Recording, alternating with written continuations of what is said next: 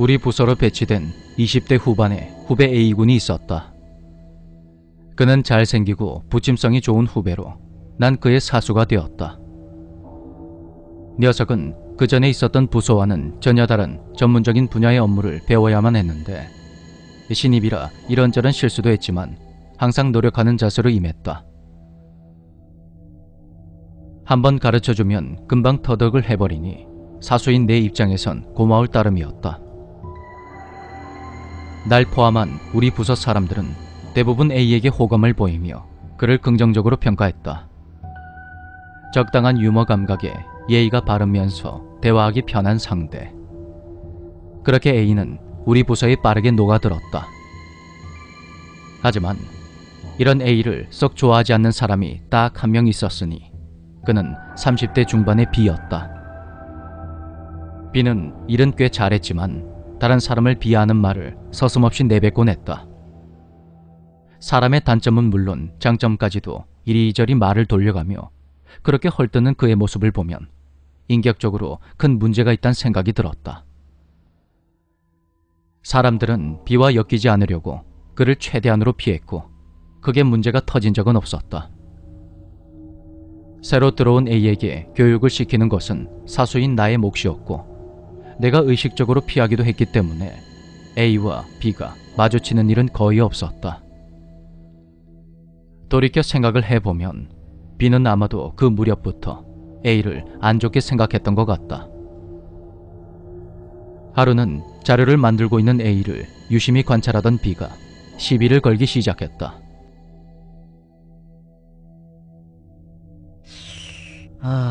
이 문장 좀 이상한데. 형식도 한눈에 들어오지도 않고 어휘도 모자라잖아. 네. 뭐 네 맘에 든다면 할 수 없지만 프린트해서 다 같이 볼 건데 나눠볼 사람들 입장도 생각해야겠지. 어? 마침 화장실에 다녀오면서 그 장면을 목격한 나는 기분이 확 상해버렸다. 난 B를 똑바로 쳐다보며 이렇게 말했다. 이봐, 이건 초안이고 A는 내가 가르쳐준 그대로 하고 있으니 신경 안 써도 된다고. A를 들들 볶을 마음을 먹고 내가 자리를 비우길 기다렸단 생각에 화가 치밀어 올랐다. 왠지 성격도 좋고 호감형 외모에 업무 능력까지 뛰어난 A를 자존심이 센 B가 질투한다는 생각이 들었다. 어느 정도 예상은 하고 있었기에 일부러 마주치지 않게 하려고 했던 건데 괜히 내 입장이 난처했다. A야, 너 괜찮냐? 네, 괜찮습니다, 선배님. 그리고 그 이후로 기묘한 일이 일어났다. 별다른 문제 없이 업무를 익힌 A는 한 사람의 몫을 충분히 해내었는데 문제는 B였다. B가 작성한 서류는 깔끔하고 읽기가 쉬워서 항상 호평일색이었다. 그런데 언제부턴가 그의 서류는 줄 간격이 흐트러지고 존댓말과 반말이 마구 섞여 있기도 했다. 게다가 굳이 어려운 단어만 골라 쓰던 B답지 않게 단어를 떠올리지 못한 일도 잦아졌다. B의 업무 능력이 급격하게 떨어졌던 것이었다. 좀 이상하긴 했지만 사람이라면 누구나 실수도 하고 넘어질 때가 있기 마련이려니 그리 생각하고 넘겨버렸다. 하지만 날이 갈수록 B의 상태는 나빠져 갔고 성격도 점점 이상해져 갔다. 그는 툭하면 A에게 온갖 싫은 소리를 늘어놓는다. B는 별것도 아닌 걸로 A에게 트집을 잡거나 업무와 전혀 상관없는 말까지 마구 쏟아냈다. A 녀석, 뒤로는 여사원들 다 꼬시고 다니는 거 아니야? 본인은 스스로 팔방미인인 척 하는데 실은 다들 녀석을 싫어한다니까. 이쯤 되면 무작정 시비를 거는 수준이었다.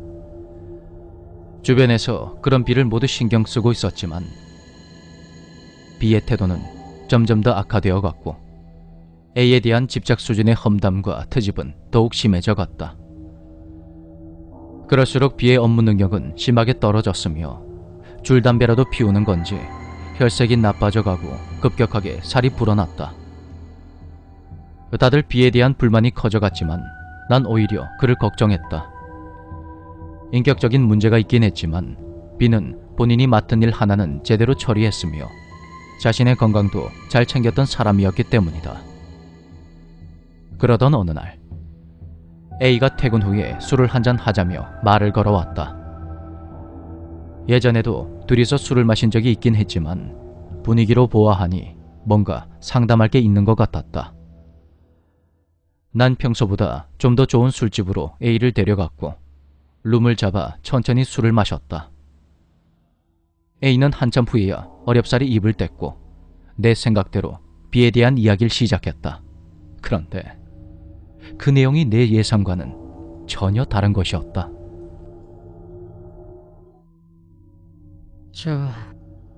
선배님, 그래. 편하게 말해봐라. 믿으실지 안 믿으실지 모르겠는데요.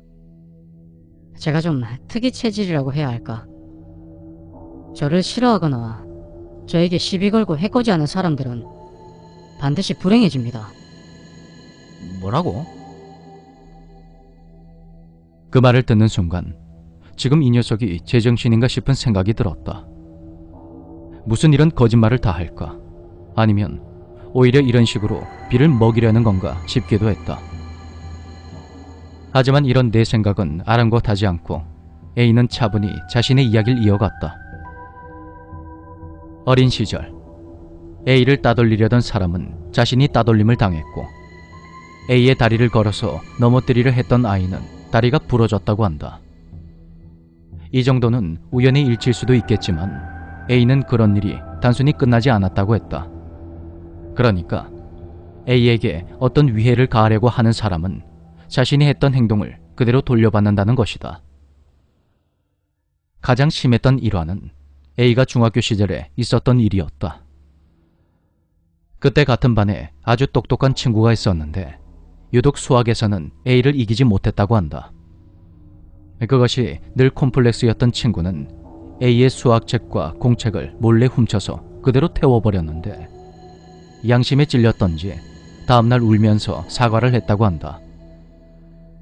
A는 어차피 새로 살 생각이었다며 친구를 용서해 주었는데 그날 그 친구의 집이 불에 완전히 다 타버렸다고 한다. 다행히 죽은 사람은 없었지만 A는 그때부터 자신의 무서운 능력을 알아차리게 되었다. 그것은 A의 의사와는 전혀 상관없이 발동했는데 그 대상이 설령 A의 가족이나 그가 소중히 여기는 사람이라도 예외는 없었다.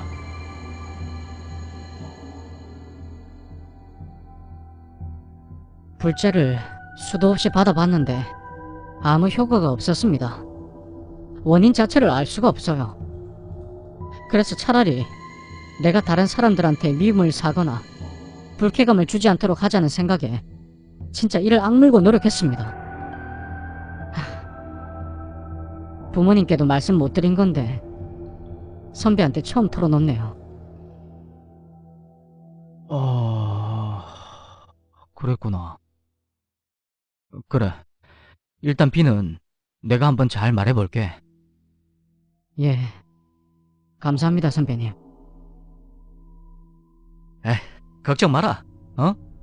어쨌든 특수한 능력인데 완전 멋지잖아. 살아있네.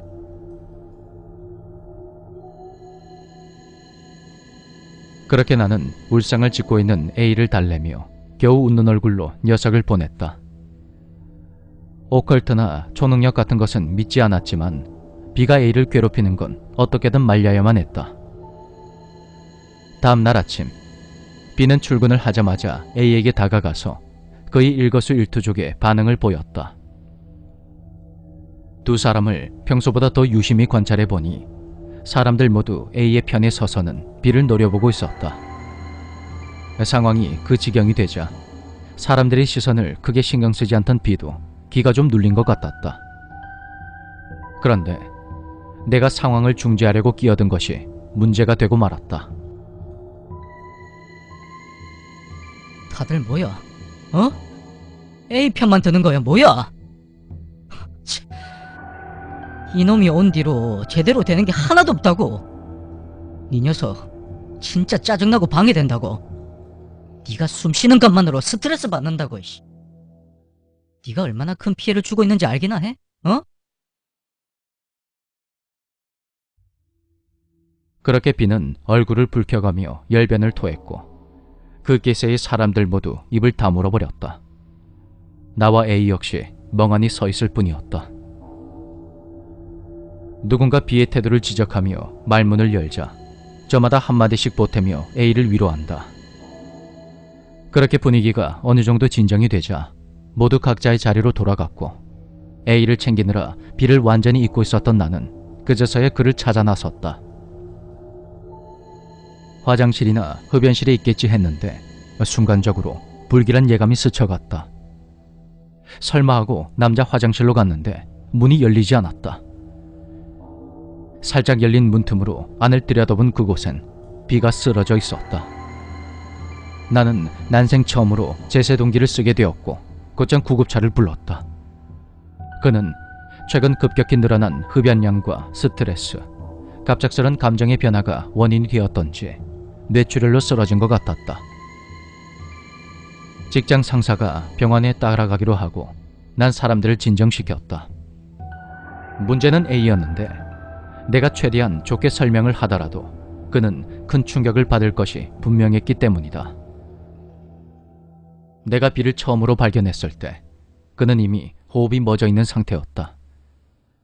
아마도 A는 B가 자신에게 네가 숨을 쉬고 있는 것만으로 화가 난다 말했기 때문에 그것 때문이라 생각할 것이다. B의 최근의 일상과 건강 상태라면 뇌출혈 자체는 충분히 가능성이 있는 일이었다. 하지만 이런 객관적인 사실과는 관계없이 A는 스스로를 자책할 것이다. 그런 내 마음을 알았던지 A가 죄송하다며 나에게 고개를 숙였다.